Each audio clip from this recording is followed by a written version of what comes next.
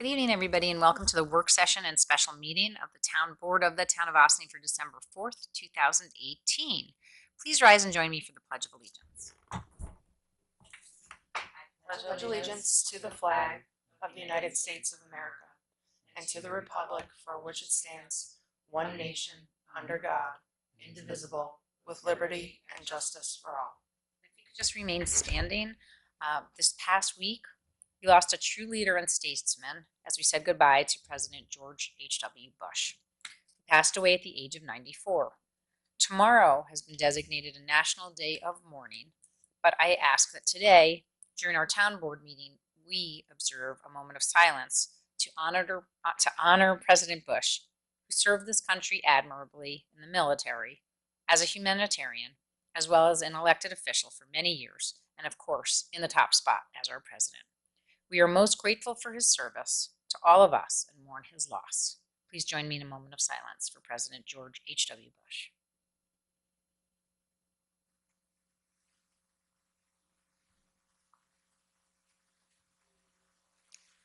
Thank you. Since we do not yet have our full quorum of our board, I will begin with some announcements, and hopefully we will have somebody. And now we do actually have a full quorum. So call this meeting to order, and we'll start with the roll call. Councilman Wiltshire. Present. Councilwoman Dottori. Present. And Supervisor Levenberg. Here. Okay. Have any announcements? We do. Yesterday, I had the privilege of attending a program dedicated to discussing state legislation that was introduced by State Senator Shelley Mayer, who represents Yonkers and other parts of our county, to allow driver's licenses to once again be issued to anyone of driving age in New York State. The town had passed a resolution some months back in support of driver's licenses for all, recognizing not only the benefits it has to safe roads, which is of critical importance, but also the benefits it has to our economy. And many other states do have this legislation on the books. We know that it would certainly benefit us here in Ossining. I was very proud to join Ossining Mayor Victoria Garrity and Police Chief Kevin Sylvester, as well as Neighbors Link, who have all taken a leadership role in supporting this bill and getting others to do the same, including other municipalities to adopt resolutions in support. And I hope that we can all continue to advocate for its passage at the state level. And we are hopeful that will happen in the next year. Last week, I also attended a forum sponsored by the Federated Conservationists of Westchester to discuss proposed legislation at the county level to reduce the use of plastic bags countywide. Many municipalities in Westchester have adopted legislation to ban single-use bags by attaching fees to them. Green Ossining has been working with the village and the town, as well as has gathered hundreds of signatures in support of this. And we are hoping if the county does not adopt something, we can evaluate the initiative for the town in early 2019. It will certainly be more effective if we can all work together on this. I also had the pleasure of meeting last week with Riverkeeper and students with the Environmental Club at Ossining High School to discuss our focus on improving access to the waterfront in Ossining and considering opening up the beach at some point, as the students have been testing the water for a couple years now and believe it is indeed safe for swimming. We will continue our discussions as we evaluate other options for grants to help us with a master plan at Engle Park. Unfortunately, we did learn last week that we did not receive funds that we had applied for from the Hudson Valley Greenway for the master park plan, but we are hoping we can find a way to team up with Riverkeeper, and that will make for a stronger application in February, and we think that's also a better time and less competitive to apply for this grant. The Christmas tree lighting was a lovely event in downtown Ossining last Friday with help from the folks at the Village Parks and Recreation Department, so thank you to them for their hard work to make for a great time for our families. We also had our staff party last Friday with the village and town, and unfortunately, we did not do as good a job as we should have communicating the hours when our offices would be closed for the hours, for the few hours a year that we do get together, all of us, to appreciate everyone's hard work on behalf of our constituents. We will certainly work on doing a better job of that next year and or staggering our celebration so that offices can remain open. I also attended the menorah lighting in downtown Ossining earlier this evening. Happy third night of Hanukkah to everybody, and thank you to the Chabad of Briarcliff and Ossining for hosting this event once again and reminding us what the Festival of Lights is all about. And just a little additional ray of light today in Ossining.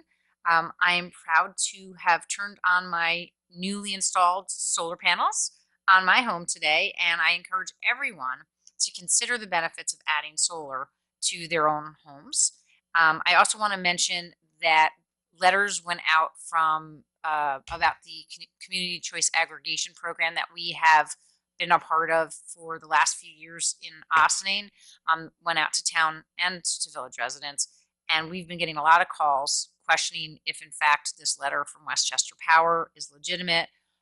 Yes, it is, and we mentioned at some previous meetings that they had gone out to bid again for another power purchase agreement through Sustainable Westchester and the communities that decided to opt into community choice aggregation, which the town did, and we opted into the green alternative, which is going to be actually a slight reduction to what the overall savings was last time around.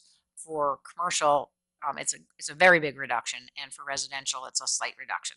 So please do not think that this is just another one of those many ESCOs just soliciting you. It is actually the work that we have done here in the town to make sure that everybody has an opportunity for a lower bill that they can count on, and also 100% green.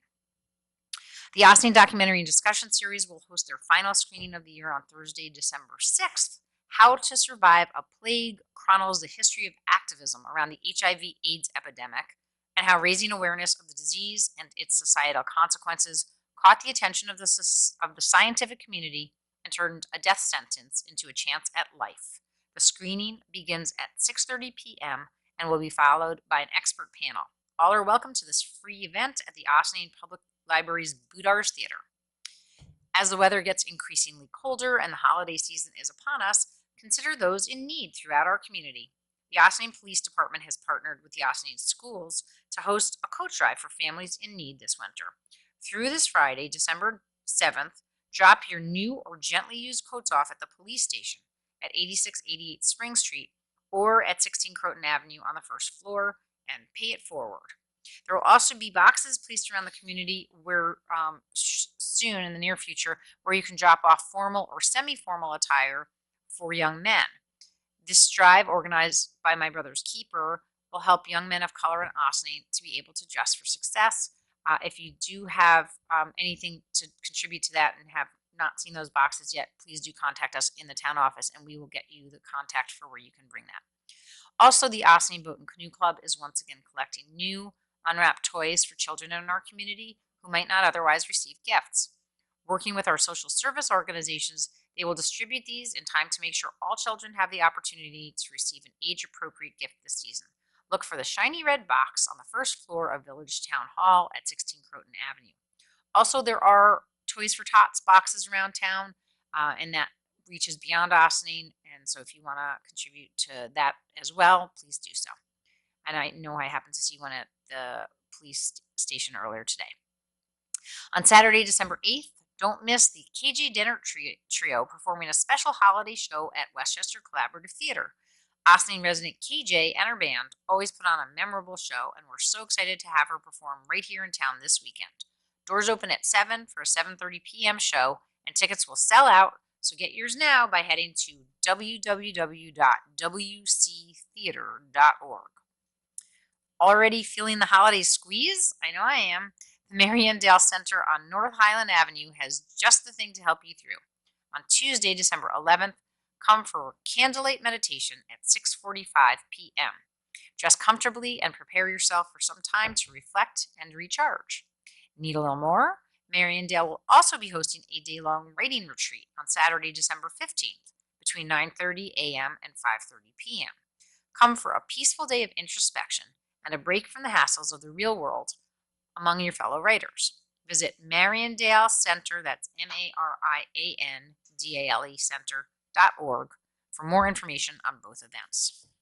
Next week, join Ossining Matters for a family holiday shopping stroll through downtown. Get your shopping done while helping out a great local cause, and that's downtown Ossining.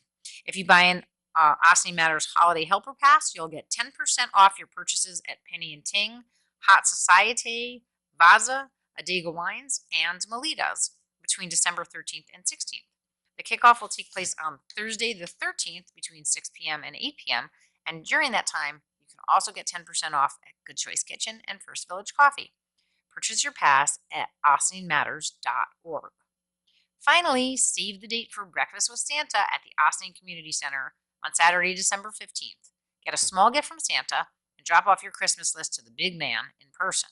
Visit Ossining Recreation page at villageofossining.org and sign up for either the 10 a.m. or 11 a.m. seating.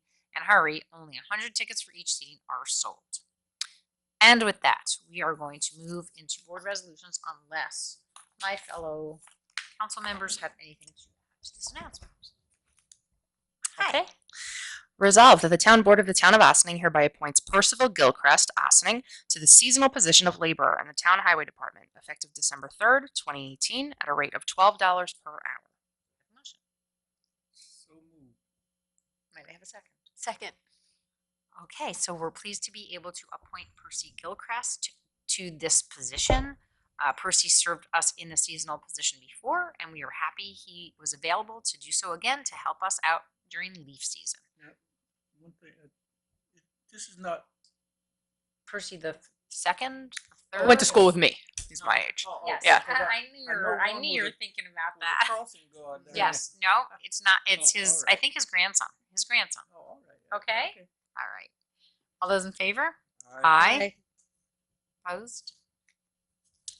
Resolved that the Town Board of the Town of Ossining hereby authorizes the supervisor to sign an agreement with Galata House, Inc., Briarcliff Manor, New York, pertaining to the Escape from Sing Sing Polar Plunge, scheduled to take place at 12 noon at Lewis Engel Park on Saturday, February 16th, 2019, and outlining the operational expectations, insurance requirements, and obligations on the part of Galata House, as well as rules and regulations for participants as required by the Town of Ossining. Do I have a motion? Second.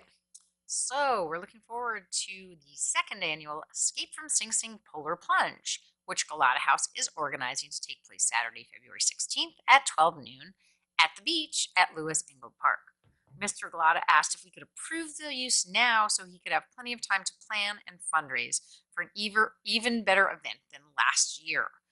As some of you may recall, I did participate in this event last year. Yes, I did. I plunged into the Hudson River in the freezing cold in February, and I intend to do so again.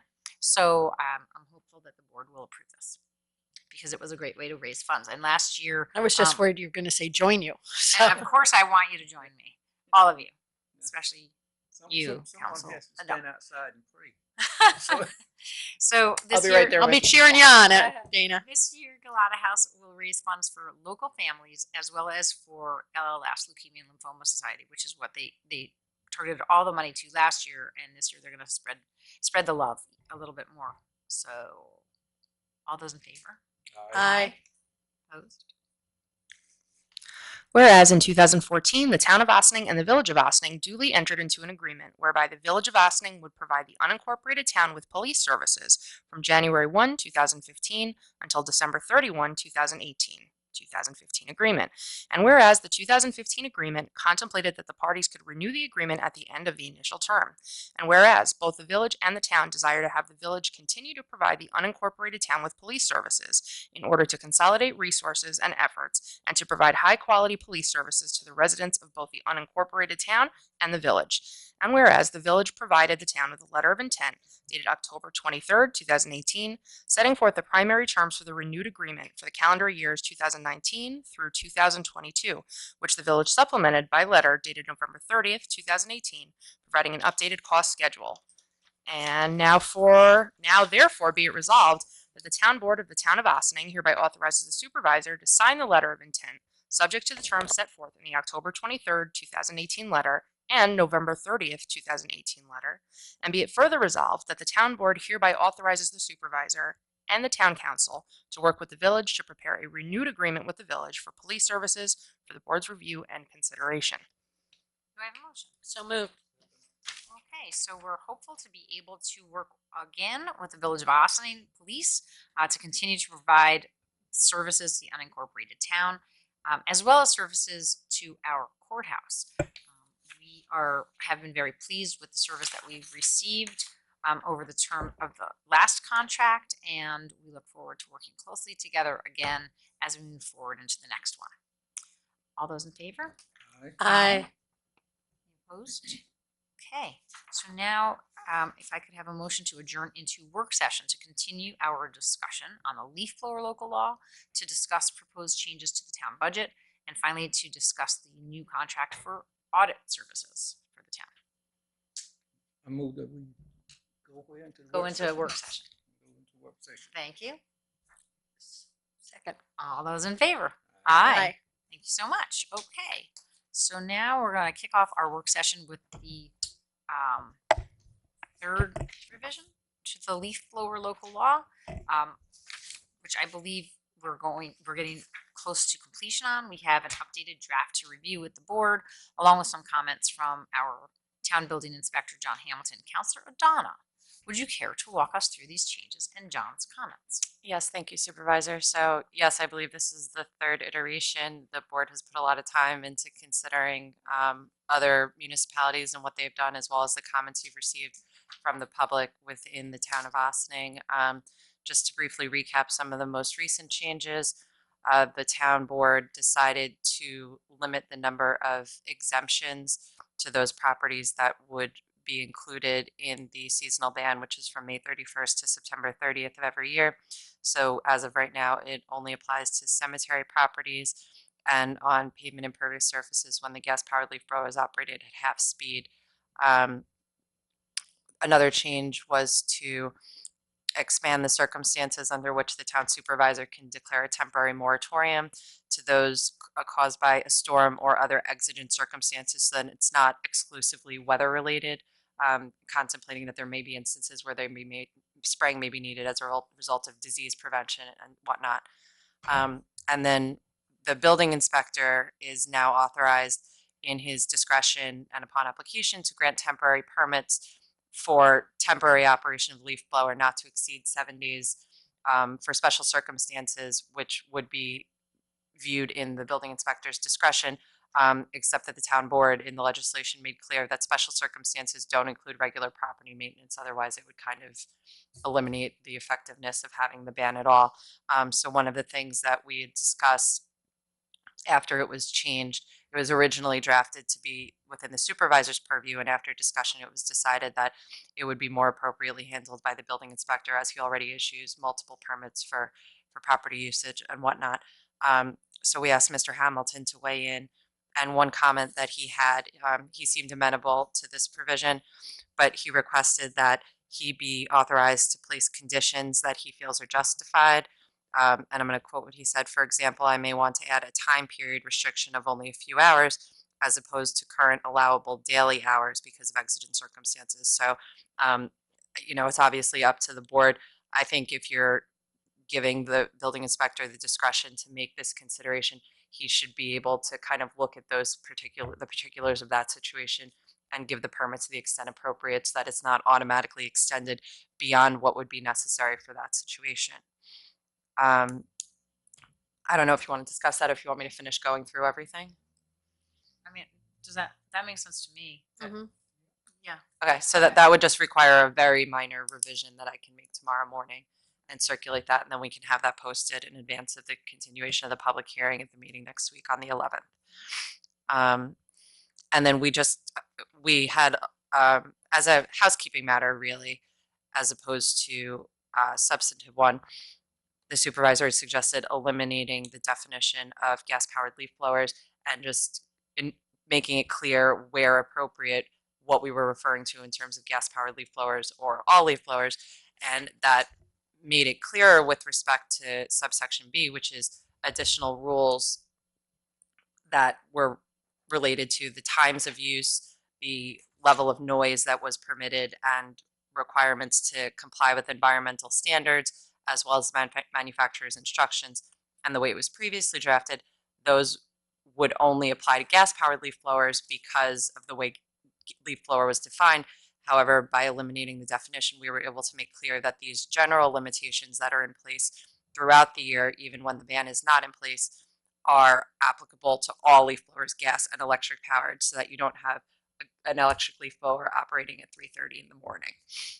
So that was more of just a housekeeping matter. And then the violation section has remained the same.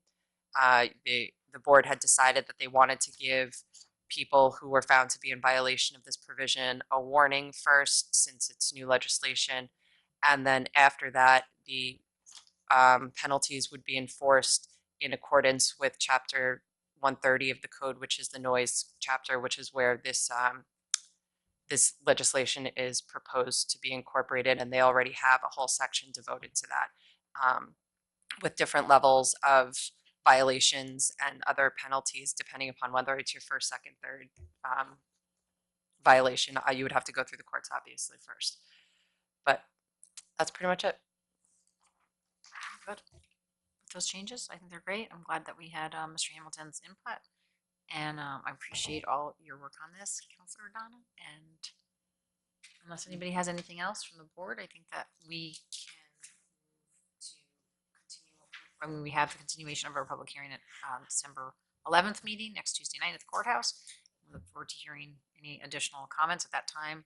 Otherwise, fingers crossed, we may be able to close the public hearing and adopt the local law. Okay. All right, fantastic. So next up, we have another process that's nearing completion, which is the production of the 2019 town budget. The third and final iteration is what we hope to adopt next Tuesday at our legislative session. However, there have been a few changes born of either conversations between the board and our department heads during our November meetings, or administrative changes to more clearly define expenses, which our budget director, Madeline Zahach, has been working on diligently. I would add over the weekend and last week and today, and how all those are classified so that we can make it easier for departments to correctly classify all expenses moving forward. And thank you for that and all your hard work, as well as also thanks to Dale Ferreira, our deputy comptroller, for her help as well. She continues to work with us to make this budget a reality. The board has been provided with a list of proposed changes, and our budget director, Maddie Zahach, will give us an overview. Okay, thank Ms. you Burke. very much. So we actually have two sort of components to this conversation. The first has to do with this tiny, tiny print that you see here. We have some pretty considerable changes to the general fund budget, and very few to the unincorporated town, the highway, and the cemetery fund. And then we did not have any changes at all to any of the special districts.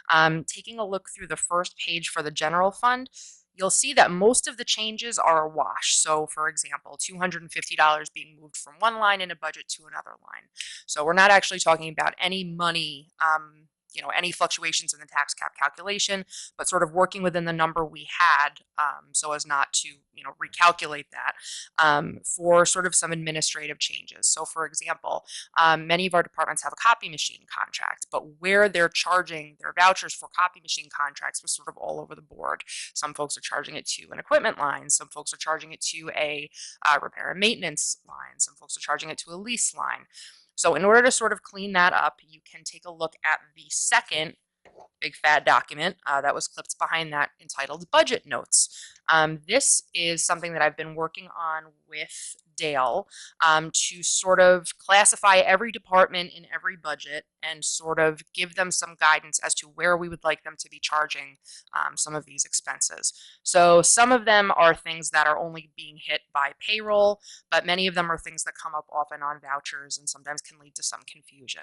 So the plan is, once we get this solidified, to give this out to all of the departments in January, so that when it comes time for them to do their first batch of vouchers, they can take a look and make sure that they're coding things to the places that we would like them to do. And that's not just to keep things, a little bit better organized, but it's also to tell the story of the town a little bit better. So, for example, 10 years from now, when there's a whole new group of people sitting around this table looking at the budget, we hope to be able to more accurately reflect what we were spending on what. So that is what you have in front of you. As far as the changes themselves, like I said, very few of them were substantive, but the ones that were are things that have already been discussed with you.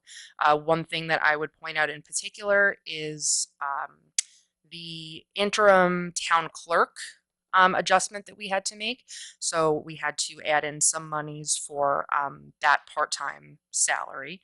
And mostly everything else is just moving or reductions that we spoke to the department heads about. Are there any questions about anything you're seeing there? I mean, certainly we have another week until we plan to adopt the budget. So if anything jumps out at you, there's absolutely still time to move or change or tweak. No, I mean, I just think, again, just to point out that unfortunately our town village clerk, Marion Roberts, has not been well. And that's one of the reasons that we've had to find a creative solution, which we believe we have done in the person who has been working in the supervisor's office has also been serving part-time as the interim town village clerk. We thank Victoria Caffarelli for doing that.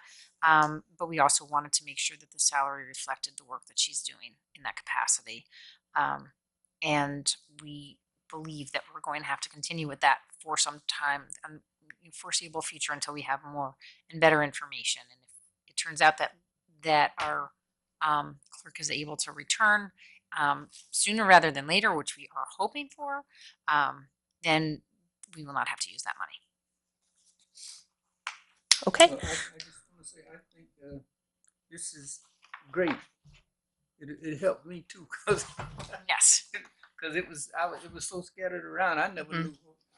No, it's really, really helpful. And great. it's been difficult for everyone, I think, since switching from KVS into Munis, because it looks different for everyone. And hopefully once this is all cleaned up and in the form that we want it, it'll also be able to be a tool for incoming boards, incoming department heads, newly elected officials, so that basically when they're looking at the budget, they're not going in blind, because a lot of the terminology that we use, if you haven't seen a budget before, a municipal budget is not going to be immediately recognizable to you. Exactly. My little lady. Yes. Dale's been a great help. And really, Maddie, you've been working so hard on this, and it really does look fantastic. And thank you for saying so, Councilman Wiltshire. It really does make it much easier to follow. So. Oh, great. I'm very happy to do it. It's got a little bit more work yet to do, but we have a month left, so we'll get it. Okay. We'll get it. Good job, Maddie. Thank you. As far as the other 3 pages of budget changes, they are largely contractual. We had to make a couple of adjustments for our liability insurance. We got a new contract from GoTV, so we wanted to reallocate the money that, or the way that we're budgeting the expenses for that a little bit, as well as a legal retainer. And something that's very exciting to me and probably doesn't matter to anyone else is that Dale was able to enter in some personnel lines. So now in all 3 of our main budgets where we have staff, we have a dedicated line for charging expenses related to background checks, Affordable Care Act reporting, and things of that nature. So that's exciting for me in particular, and not really for anyone else. I'm excited. Yeah, It's thank very you, exciting. thank you. It is a good thing. Similarly in the highway department and in the cemetery. And then as far as all the other funds, sewer, water, lighting, refuse, no one besides Dale and myself are really charging to those lines. So, the other departments, when they're entering their vouchers, they don't really need a key. So that's what still needs to be done for the remainder of the budget notes. But we also didn't really see a whole heck of a lot of changes when we met with the department heads and sort of combed through the numbers. So, we were pretty close, but now we're done unless we see anything that that the board wants changed. The only other thing that I'd like to mention is that we've had some animated discussions amongst ourselves about sewer unit charge. That is something that is how the sewer district gets charged for operating and maintenance costs, as well as contractual fees. And we're still evaluating if we think that fee should change and a shift should occur between the fee charged per unit versus the tax levied per assessed value. Is that accurately? Yeah. Okay. Yeah. Okay. So we're going to continue to have those discussions, and there may, if we are able to find some solution, we may be changing what we believe should be the fee, raising that and lowering the associated tax, I guess, is the only way to, I think that's the way to say it. So we're looking to make that more evenly distributed and correctly distributed potentially based on usage and correctly levied. To be continued as we continue our conversations. If we can get something accomplished within the next week, we will do so. Sort of bouncing off of that, some of the other things that were, I should say, most recent was some adjustments to the Dale Cemetery fee schedule, which is something that, unfortunately due to time, I don't believe we covered with the entire board while we were meeting with Mr. Connolly. So I've handed out what we have marked up as being the proposed 2019 Dale Cemetery fee schedule. We've been having some computer issues still, so that's why you don't see it in color, but the revised cost should be in red. So you'll see it to the right of the strikeout. Basically, Mr. Connolly recommended just a slight increase to some of our fees because he still feels that we're rather on the low side. And certainly as we've been investing into the infrastructure and, some of our capital investments over at the cemetery, it's looking really good over there. And we're certainly, going to be able to justify a very, very small price increase on most of these things. So again, if anything jumps out at you, feel very free to let us know, and I will pass this by Mr. Connolly just one more time to make sure that he's aligned with all the changes that were made. These were the suggestions that we came up with when we had discussions with him. So thank you. Does anybody have any questions about any of these? Discussion? I think as long as we're competitive and we're keeping our beautiful cemetery beautiful and still available and at a reduced price for residents, then we're in good shape.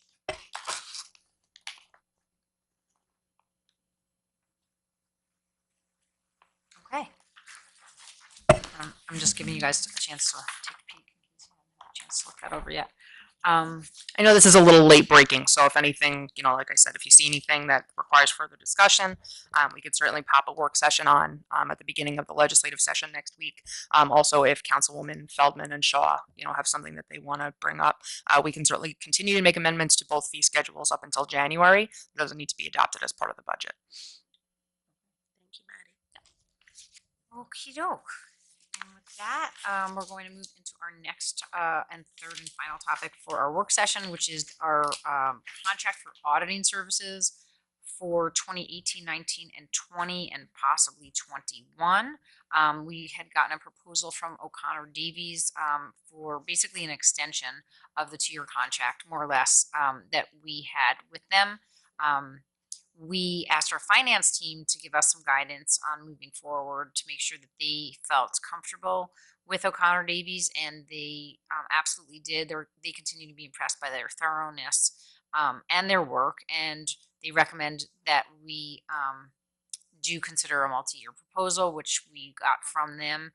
We thought we could only probably have a 3-year contract, but in looking at the terms of the contract, we believe we may be able to extend it for another year. So we will ask them to do so in keeping with what they had already proposed, and we ask the board to give a thumbs up to put the contract on for resolution next week. Basically, the terms are the same with very, very small increases in years 2 and 3. It's the same for year 1, and then it goes up in 2 and 3. I think like $1,000 was $1,000, $1,500. not a lot at all for their services. And they had cut their prices back again 2 years ago when we entered into this contract that we've had for the last two. So I'm hoping the board would be in favor of asking for a 4-year contract. And if we get that and the terms remain reasonable, that we can put that on for resolution for Tuesday night. How did they come out with their problems that they were having at one point? They cleaned up the problems. They had removed one of the people from their employ, their team, and they put a number of Safeguards, safeguards in place and controls in place. It And was something that the town board did consider and look into at the time, and had discussions with O'Connor Davies, and was reassured based upon the changes in their procedures that this would not be an issue going forward. You also have excellent staff in place that work with them to make sure that everything's done by the book. And I'm sorry for interjecting, but thank you for I appreciate it. as far as we all understand it, it hasn't been an issue going forward.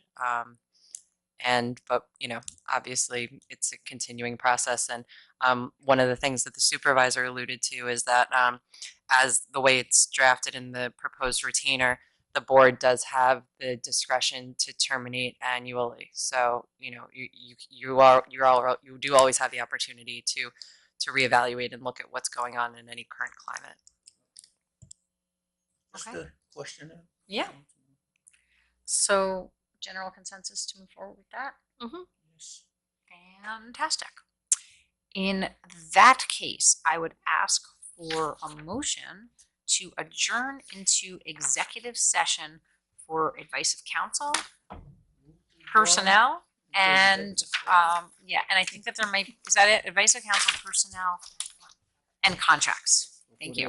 Okay, and contracts. Okay, I've got a motion. Do I have a second? Second. All those in favor? Aye. Opposed? Thank you very much, everybody. Wishing everybody a very happy Hanukkah. I forgot to mention that I had this lovely dreidel that I got this evening, and to enjoy the remaining days and be reminded that they stand for freedom versus oppression and light versus darkness, which we will continue to strive for here in the town and in our country. Have a wonderful week, everybody. We'll see you next week at our regular meeting at the courthouse, 8688 Spring Street.